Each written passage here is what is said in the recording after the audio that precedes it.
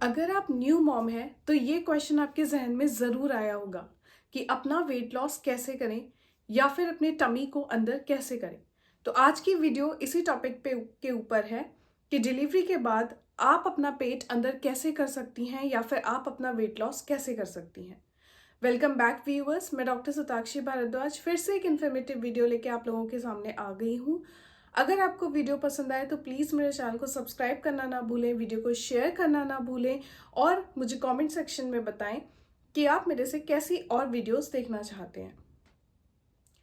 Pregnancy के बाद जब डिलीवरी हो जाती है, उसके बाद जब माएँ अपने आप को देखती हैं, अपने आप को वापस से उस शेप में देखना चाहती हैं जैसे कि वो तब थी जब उनकी डिलीवरी या प्रेगनेंसी से वो पहले थी, जब उनकी डिलीवरी नहीं हुई थी और वो प्रेग्नेंट भी नहीं थी। होना थोड़ा टफ होता है, लेकिन ऐसा दिखना, वापस से नॉर्मल दिखना सबका सपना ज़रूर होता है।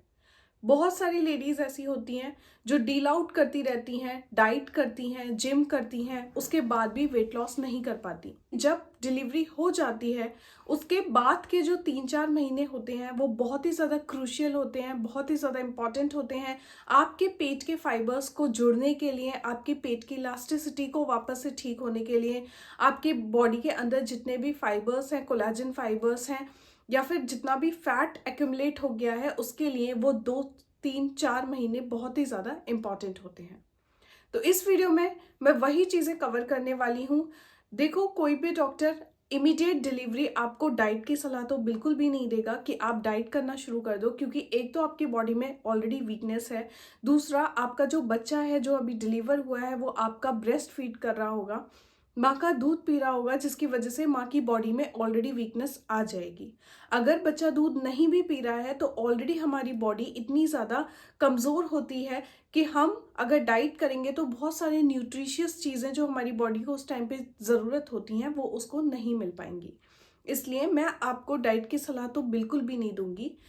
चलिए और देखते हैं हम क्या देशी नुस्खे आजमा के अपनी बॉडी को वापस से टोन में ला सकते हैं। सबसे इम्पॉर्टेंट चीज़ ये होती है, आजकल एक फैशन है, बहुत सारे लोग ब्रेस्ट फीड नहीं कराते, बहुत जल्दी ब्रेस्ट फीडिंग करवाना छोड़ देते हैं। ब्रेस्ट फीडिंग के सिर्फ एक फ़ायदे नहीं होते, ब्रेस्ट फीडिंग के बहुत सारे फ़ायदे होते हैं। उनमें से एक होता है आपकी बॉडी की टोनिंग। जितना ज़्यादा आप ब्रेस्ट फीड कराते हो, जितने टाइम के लिए आप एक्सक्लूसिव ब्रेस्ट फीडिंग कराते हो, मतलब सिर्फ आप ब्रेस्ट मिल्क अपने बच्चे को दे रहे हो, आपका यूट्रस उतनी जल्दी अंदर जाता है, बॉडी में वापस से अपनी शेप में जाता है। यूँ तो डिलीवरी होने के तुरंत बाद यूट्रस कॉन्ट्रैक्ट होने लगता है और आपके अम्बिलिकस तक वो आ जाता है, लेकिन उसके बाद भी बहुत ज़्यादा कॉन्ट्रैक्ट होने के लिए वो बच जाता है और वो धीरे धीरे धीरे आगे 6 महीने तक या 3 महीने तक के प्रोसेस लेता है यूट्रस वापस से अपनी नॉर्मल शेप में आने के लिए। तो जब आप ब्रेस्ट फीड कराते हो तो ब्रेस्ट फीडिंग एक कैटलिस्ट की तरह वर्क करता है और आपके यूट्रस के मसल्स जो होते हैं वो जल्दी से कॉन्ट्रैक्ट होते हैं और वापस से अपनी शेप में आते हैं। तो ब्रेस्ट फीडिंग बहुत ही इंपॉर्टेंट चीज़ है। दूसरी चीज़ होती है सेक्सुअल एक्टिविटी। बहुत सारे लोग ऐसे होते हैं जो डिलीवरी होने के बाद हस्बैंड के पास नहीं जाते या फिर अपने आप को आइसोलेट कर लेते हैं अपनी बॉडी को टोन करने के लिए, या फिर उनको लगता है कि उनकी बॉडी में कुछ हार्मफुल इफेक्ट्स हो जाएंगे अगर वो किसी तरीके का सेक्सुअल एक्टिविटी करेंगे तो। लेकिन अगर आप अपनी नॉर्मल रूटीन में आ चुके हैं, आप एक स्लॉथ की तरह एक जगह पे नहीं रहिए, अपनी नॉर्मल रूटीन जो है उसको फॉलो करिए और नॉर्मल रूटीन में अगर आपकी सेक्सुअल एक्टिविटी भी है तो आप उसको नॉर्मल कंटिन्यू करिए, क्योंकि उससे आपकी बॉडी बहुत जल्दी टोन में आएगी। आपके स्टमक की जो मसल्स हैं, जो आपके फाइबर्स हैं, वो बहुत जल्दी हील आउट होंगे और आप वापस से अपनी बॉडी शेप में ला सकते हैं। जो थर्ड पॉइंट उसमें आता है वो आता है टमी टकर्स का।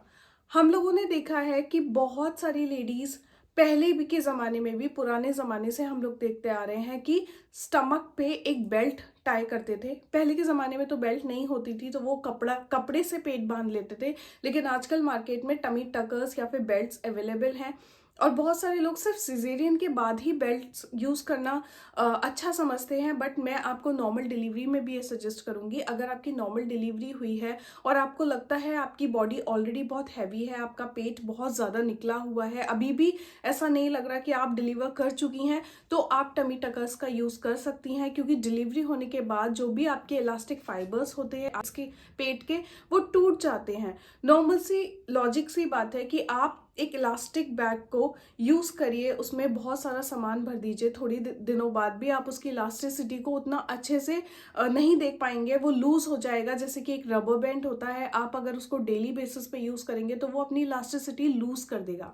वैसे ही स्टमक होता है, स्टमक भी अपनी इलास्टिसिटी लूज़ कर देता है, और अगर आप उसे बांध के रखते हो तो वो जल्दी उसके फाइबर्स जो हैं वो हील होते हैं। ये अगर आप डाइट और एक्सरसाइज का मेरे से पूछेंगे तो मैं आपको सजेस्ट करूंगी 2 से 3 महीने के बाद आप वापस से अपनी रेगुलर एक्सरसाइजेस शुरू कर सकते हैं।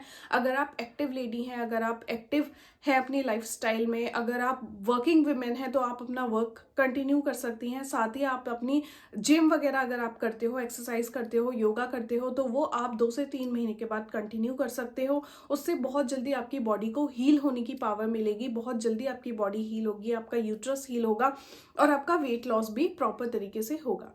डाइट के लिए मैं आपको ये ज़रूर बोलूँगी कि आप ऑयली चीज़ें या फिर बाहर का फास्ट फूड कंज्यूम ना करें, लेकिन जो भी न्यूट्रिशियस फूड है उसको तो आप बिल्कुल कंज्यूम करें। बहुत सारे लोग काफ़ी टाइम तक अजवाइन का पानी पिलाते हैं, अजवाइन का काढ़ा पिलाते हैं।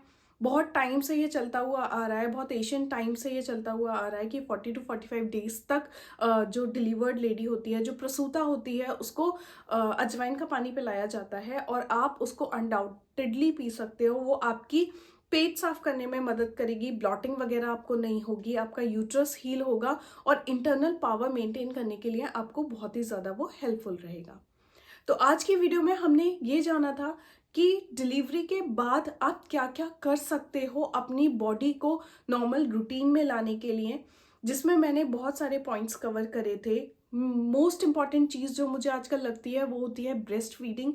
ब्रेस्ट फीडिंग को लोग बहुत ही ज़्यादा लाइटली ले लेते हैं, जबकि ब्रेस्ट फीडिंग एक बहुत ही ज़्यादा इंपॉर्टेंट चीज़ होती है माँ के लिए भी और बच्चे के लिए भी। इसीलिए ब्रेस्ट फीड कराना बहुत ही ज़्यादा इंपॉर्टेंट होता है। कुछ लोगों की मजबूरी होती है क्योंकि उनको ब्रेस्ट मिल्क आता नहीं या उतना नहीं आता जितना उनके बच्चे की नीड है। तो मैंने इस वीडियो में कवर करे थे कुछ ऐसे पॉइंट्स जो मैंने नोटिस करे हैं अपने पेशेंट्स में। अगर आपको वीडियो पसंद आई हो तो प्लीज़ मेरे चैनल को सब्सक्राइब करिए, वीडियो को लाइक करिए, शेयर करिए। मैं फिर से एक इन्फॉर्मेटिव वीडियो आप लोगों के लिए लेके आऊँगी।